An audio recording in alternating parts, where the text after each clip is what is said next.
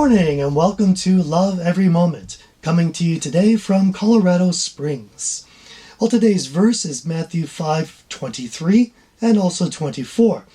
And it says, "Therefore, if you are presenting your offering at the altar, and there remember that your brother has something against you, leave your offering there before the altar and go. First, be reconciled to your brother, and then come and present your offering." Well, remember that this whole context comes out of that part from anger, where God is equating anger with murder. Anger is really a form of hatred. And so God is continuing the thought, especially with therefore, we want to reconcile, even if it means stepping down from certain church service, okay? But here's the real kicker. Notice it says, if you're presenting your offering at the altar, and there remember that your brother has something against you. Now, most Americans might say, well, if my brother has something against me, then that's his problem, and he has to work that out. And that doesn't say that here. If I'm doing everything right even, and my brother just has something against me, I don't know, it's still up to me as a person of love, as a loving Christian, to go and reconcile with that person. I should be the one. I mean, someone's got to start this action of love, and it might as well be me. So we have to do this as a reaction of our love. Go and make things right. Let me give a cross-reference here. It's Romans 12:17. It says, "Never pay back evil for evil to anyone. Respect what is right in the sight of all men."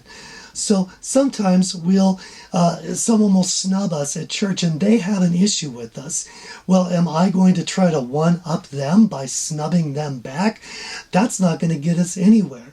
We need to lay down any supposed church service and stop being so holy and make us right with our brothers. That's just more important than anything we do with the church. Let me give another example. Let's say that I'm on the church choir and I'm singing la la la, and someone just doesn't like my singing. I mean, this happens all the time in churches.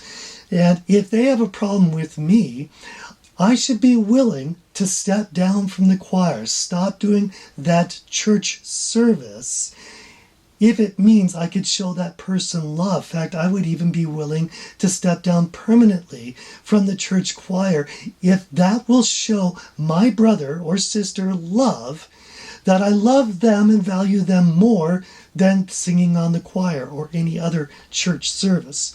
So, that's what this means. We've got to make love the primary key on this. Now, I always like to give some samples of classic movies. And one of my absolute favorites, and I definitely recommend it, is Sergeant York.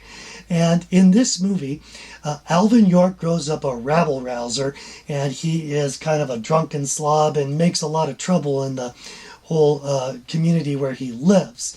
But at one point he falls in love and wants to earn money to buy a really good piece of land, so he would have some reason to marry his girlfriend and provide for her. So he makes this bargain with someone that if he can raise X amount of money by such and such a time, that they would sell the land to him.